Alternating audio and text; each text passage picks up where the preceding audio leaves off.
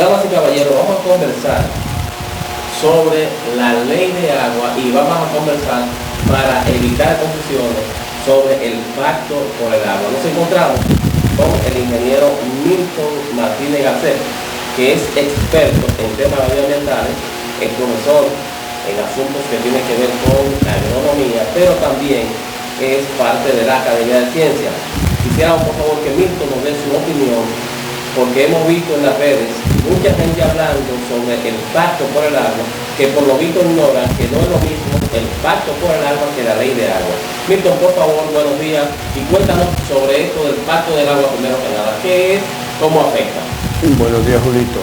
El pacto por el agua es un documento de compromiso, según las palabras del gobierno, un documento de compromiso con lo que el gobierno presenta como una agenda de agua, una agenda nacional de agua hasta el 2030. Entonces, entre los compromisos del pacto se incluye la aprobación de una ley de agua, o sea, que son figuras distintas. Lo que está en discusión es el contenido de la ley de agua, que eso sí no está en la negociación. Está en el acuerdo aprobar una ley de agua, pero no el contenido de la ley. Por eso una parte del movimiento ambiental objeta el acuerdo, y en esa parte que objeta me incluyo yo. Bien, sería bueno que tú nos expliques por parte qué implica el pacto y qué afecta, y luego qué es lo que propone la ley y qué afectaría, porque se habla mucho de privatización del agua.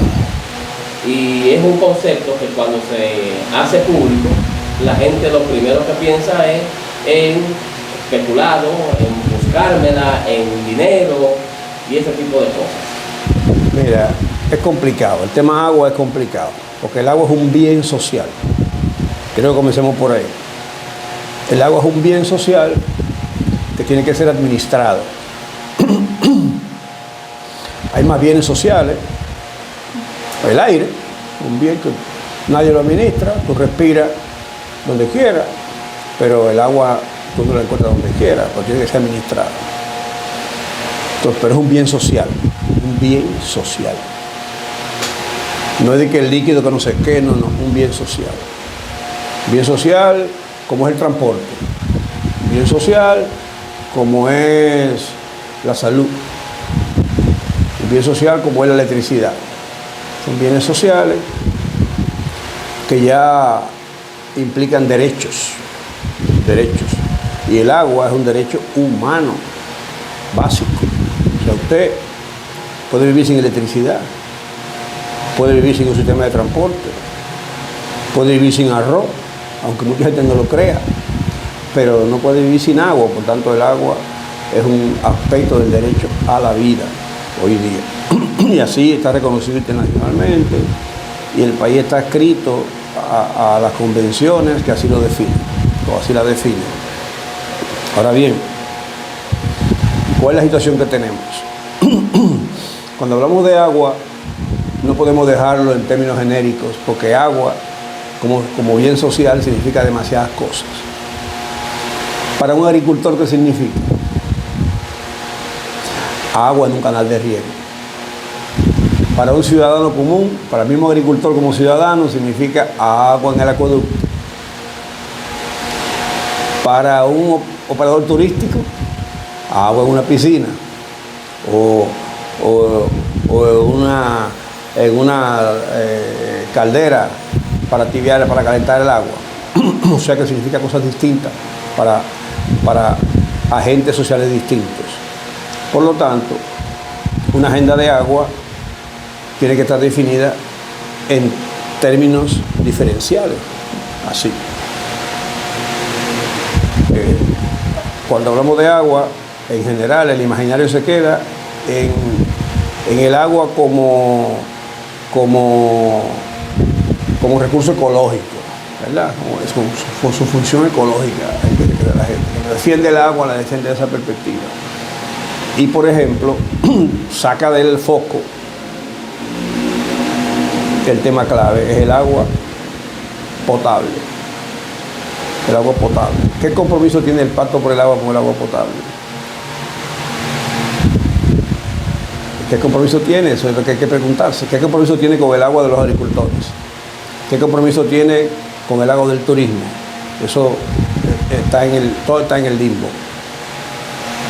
Pero veamos cuál es la situación del agua potable, nada más, para que tengamos una idea de mi posición sobre el pacto. El agua potable que se consume en esta casa, ¿de dónde viene? No viene de un acueducto, viene de un garrafón. Ese es el agua potable del 90 y tanto % del país. O sea, es agua potable privada. ¿Cómo la obtiene la embotelladora? Disculpa, Pinto. O sea, tú te estás diciendo, y para los que nos están escuchando, que la idea de privatización de agua no es algo nuevo, sino que ya el agua que consumimos es privada. No es una amenaza. En términos, como agua potable, ya es privada.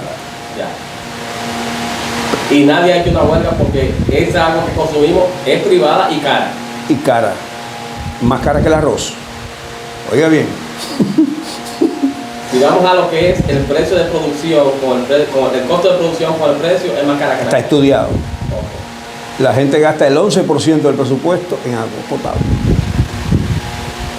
sin pagar el agua entubada, que es otro concepto. O sea, en Naciones Unidas se diferencia agua entubada de agua potable. Y tú no te la bebes, no es potable. Listo. Entonces, el agua de San Cristóbal, que se atreve a bebérsela, sabe la que se tiene. Está mezclada con las aguas del alcantarillado. Ok, pero lo que estamos diciendo, Milton, es que en San Cristóbal el concepto de agua privatizada, como en el resto del país, ya existe. Claro. O sea que, a pesar de que aún no tenemos una ley de agua, ya los dueños del dinero, por decirlo de un modo, han privatizado el agua que consumimos. De manera paulatina, tan paulatina que no nos hemos dado cuenta. Uno, solo uno. Dos, está privatizada pero es ilegal. Bueno, si no hay ley, ¿cómo es ilegal? No, hay ley. La pero ley. Disculpa, si no han aprobado aún la ley del agua, ¿cómo podemos decir que es la ilegal? ley de INAPA, ¿qué es? La ley de INAPA. ¿INAPA qué es? Un Instituto Nacional de Aguas Potables y Alcantarillado. INAPA tiene el mandato en su ley de entregarnos servir el agua potable. a mí, en mi Ok. caso. Y yo le pago para eso. Pero yo sé que el agua no es potable y INAPA lo sabe también. Entonces, tenemos una situación. El Pacto por el Agua dice en términos genéricos que va a hacer potable las aguas de los acueductos. Pero, ¿quién tiene el agua? ¿Quién tiene el agua? ¿Quién se ha apropiado del agua? No, pero discúlpame. Si la ley prevé que sea potable el agua que sirve INAPA, Sí. entonces esto vendría a acabar con el negocio que existe ahora de que personas particulares me están vendiendo el agua. La ley dice que uno de los objetivos del pacto plantea que uno de los objetivos es No la ley, el pacto. hacer potable el agua, pero no describe el proceso. Pero, El proceso de hacer potable. disculpa, suponemos que el proceso ya tendría que venir en la ley dentro de lo que son los elementos de la Constitución. La ley tampoco, yo conozco el borrador de la ley, tampoco lo contiene. Es que el pacto no negocia el contenido de la ley, es lo que dije al principio. O no sé si lo dije fuera de cámara. El pacto habla de una ley de agua, pero no del contenido. Mi objeción principal ni siquiera es por eso. Mi objeción principal es porque la política de agua, la agenda de agua tiene que ser territorializada. Aquí estamos en la región Valdesia, por un ejemplo. ¿Cuáles son los compromisos del Pacto por el Agua con la región Valdesia? Ninguno. Ok, lo que tú pones es a que se haga una ley sin haber determinado territorialmente qué agua es mía y qué agua es de otra persona. Porque la agenda de agua cambia por regiones. Ok. La agenda de agua de Valdesia, ¿qué tiene como antecedente? Que le han arrebatado el agua de la presa de Valdesia a la región. Que la han llevado a Santo Domingo. A Santo Domingo.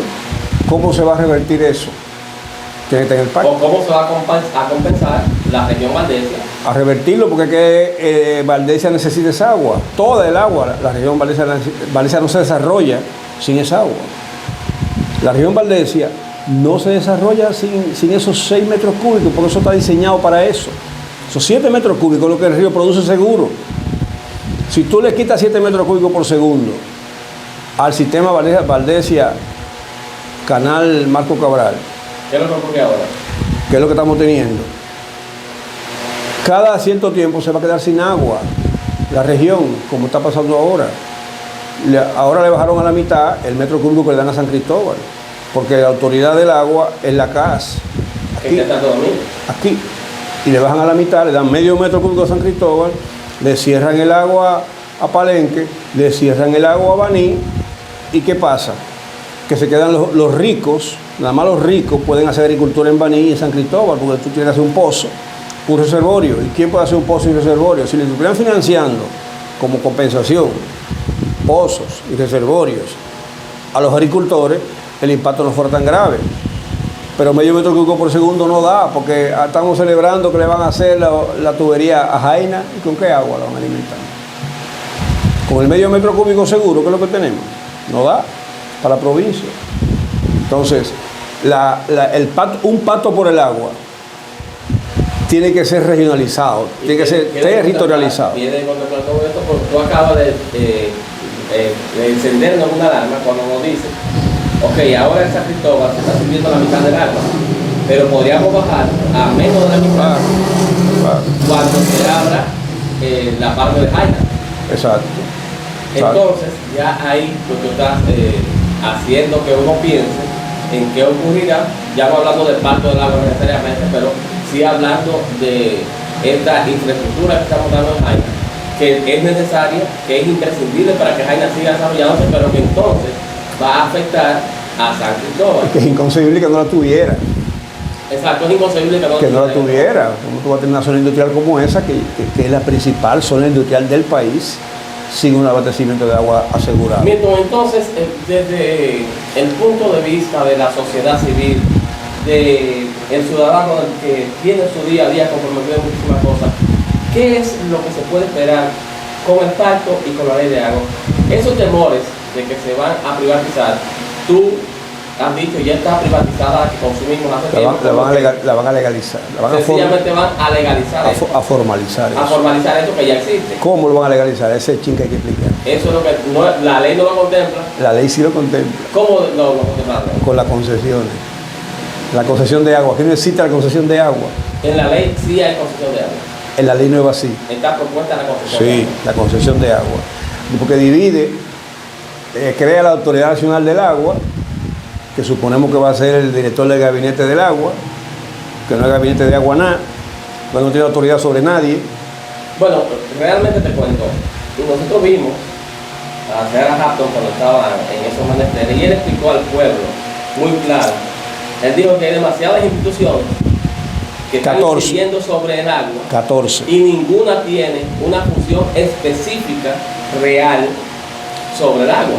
Oye, es una cosa, no vendría el pacto por el agua a quizás esa parte que ha sido tan desordenada ordenada. No va a ordenar nada, porque el pacto por el agua está concebido para el agua cruda. La Autoridad Nacional del Agua que se va a crear es autoridad sobre el agua cruda. ¿El agua cruda qué es? El agua cruda de la que está en la presa. El agua sin ninguna diferenciación. O sea, no es el agua. Yo hablé ahorita de agua en los acueductos. El agua en los acueductos, la autoridad del agua no va a tener autoridad sobre el agua en los acueductos. El agua de la agricultura, tampoco. El agua del turismo, tampoco. Entonces, tú vas a tener operadores. Vamos a tener el mismo esquema que tenemos en la salud, que es una autoridad de salud que se llama ministro de salud y un superintendente de salud que tiene los cuartos de la salud. Todos los cuartos que están, todo el ahorro del país prácticamente ha ido a parar a ese sistema de AFP. Bien, Milton, ya tenemos 15 minutos de una interesante conversación y quisiéramos, por favor, que tú le dejes un mensaje final para la gente respecto al pacto por el agua y ley del agua, que nos ayudes a entender claramente que es una cosa y que es la otra. Sí, lo primero que debo decirles es que lean los documentos, búsquenlo, está en internet, los borradores de la ley de agua, y busquen ahí las concesiones de agua, cómo divide la autoridad del agua y crea los operadores. Entonces, en este caso, lo que va a hacer es a los usuarios, va a convertir a las embotelladoras de ahora, que son ilegales, en usuarias, pero ellos van a asumir una función que en la ley le corresponde a INAPA y a las CORA. Pero tienen que quitar, las CORA no pueden revender el agua, la están revendiendo. Y en el peor de los casos, aceptando que se la roben. Porque, por ejemplo, parece que Planeta Azul no compra agua, ni siquiera la compra. Parece que se la apropia de manera, ya tú sabes cómo. Entonces, tenemos esa situación. El negocio, los economistas dicen que el negocio más rentable que tenemos en el país es el embotellamiento de agua. Bien, señores, creo que ustedes van a estar claros ya respecto a lo que es Pacto por el Agua. Respecto a la necesidad existe de que regulemos, de que regionalizaremos y de que trabajemos con el agua como lo que es realmente un derecho de todos. Si tú Gracias, quieres, Milton. bueno.